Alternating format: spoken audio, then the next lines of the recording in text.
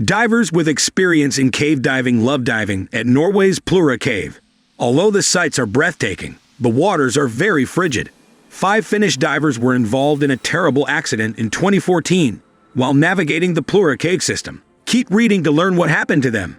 A team of 5 divers intended to explore the Plura cave network on February 6, 2014. The 5 divers were Jari U, a 34-year-old mechanical engineer from Espoo, Patrik Gronqvist, 42, Jari Huotarinen, 40, Vesa Rantanen, 33, and Kai Kankanen, a 46-year-old diver from Finland. All divers have CCR Full Cave Dive certification and were seasoned technical dives. With the exception of Jari U, 4 of the divers had previously done scuba diving in the Plura cave.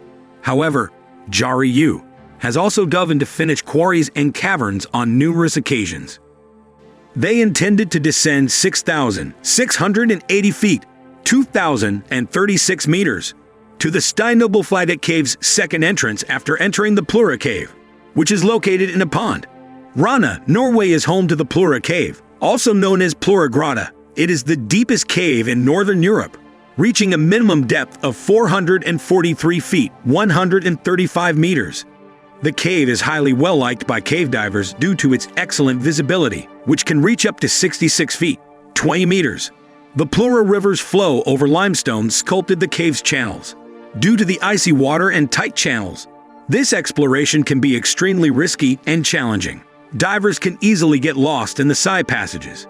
The 5 divers were ready to begin their dive on February 6, 2014, quite early in the morning. They split up into 2 groups, with Patrik and Jari in one group and Kai, Vesa, and Jari U in the other. While the other 3 carried their diving gear to Steinobelflaget Cave, Patrik and Jari started using chainsaws to carve holes in the ice there. The first people to enter the cave were Jari Huotarinen and Patrik Gronqvist, who did so by crawling through the hole they had just made in the ice beside the pond. The water beneath the ice was crystal clear and 2 degrees Celsius, 36 degrees Fahrenheit, in temperature. To make sure that any commotion brought on by the first group's actions had subsided before they started their dive, the second group intended to enter the cave 2 hours after the first group. Jari and Patrik continued their dive into the cave as the second group waited at the entrance, utilizing an underwater scooter to speed up their moves and save energy. Both of them had a bailout and a closed-circuit rebreather. Due to the fact that it reuses exhaled oxygen, the closed-circuit rebreather was employed. Since they intended to dive for about 5 hours, this lengthens their diving duration while still preserving oxygen. In the event that their primary equipment failed, they also had backup equipment, including another rebreather system and open-circuit gas cylinders. Jari took a few breaths from the open-circuit bailout before returning to his rebreather after receiving it. This was set by Jari roughly 3 times.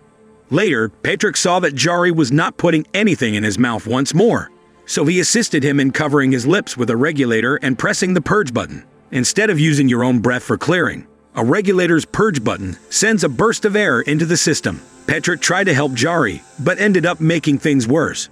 Jari eventually passed away after inhaling water. Patrik instantly grasped a nearby rock in great horror, attempting to gather himself. His heart was already beating fast at the sight of his friend's death. Patrik, a rescue diver, has seen many dead bodies, but seeing his dead friend was upsetting for him. He thus removed 2 of his cylinders in order to fit through the little opening. Once more, one of his fins got caught in the instruction, and he yelled at Jari U, who was standing behind him, to assist him in getting rid of it.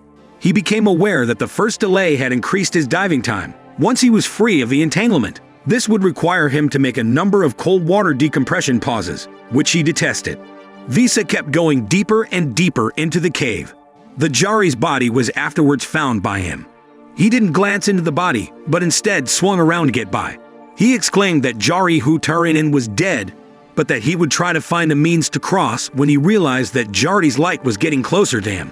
When Kai, who was following them, encountered Jari, he noticed that something wasn't right with him. He questioned Jari as to what was wrong, but was unable to grasp his response.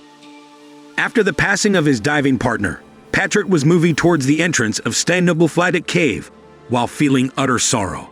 He was never aware of what happened to his other companions. He pondered his family. What was there for him to do by himself in the chilly, dark water at that hour? He resumed his dive while holding onto rocks. Although his scooter's battery was running low, he still needed to be warm and well-lit. He can choose one of these possibilities at a time though. Either he remains warm while it is dark, or he remains chilly while it is light. For him, it was a difficult time. Vesa was stopping his decompression behind Patrik, who was unaware of it because he assumed no one had survived. Vesa kept to the line and frequently waited during his decompression pause while lying on the cave floor. He was fortunate to have enough argon in his new undersuit to fill it up, which allowed him to keep his body temperature constant.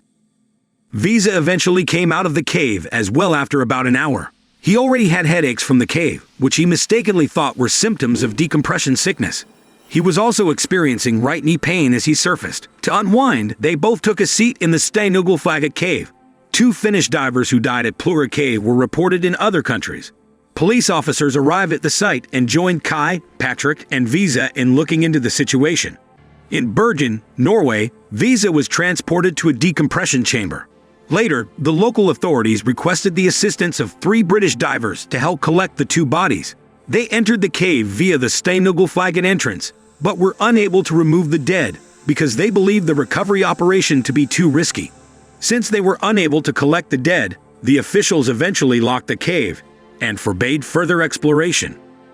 Along with Kai and Patrik, Sami Pakarinen was the 3rd member of the trio that had first discovered the caverns that connected Plura and Steinugelflaget caves.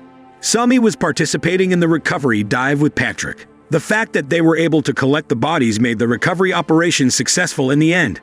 However, during the process, the cave nearly caved in on Sami. He was nearly crushed by a big boulder that was falling, which he caught on camera. During this procedure, Sami nearly passed away. The following day, they informed the authorities that they had found the dead. Despite the fact that the operation was unlawful, none of them were put on trial in order to remove the dead from the cave. The 2 bodies were removed from the cave and sent to Finland for a formal funeral about 2 months and 3 weeks after the event. The burial service for their friends, Jari Huotarinen and Jari U was attended by the 3 remaining friends, Kai, Patrik, and Vesa. We appreciate you taking the time to watch this video. If you liked what you saw, click the bell icon, like, and subscribe buttons to be notified when we post another thrilling cave diving story.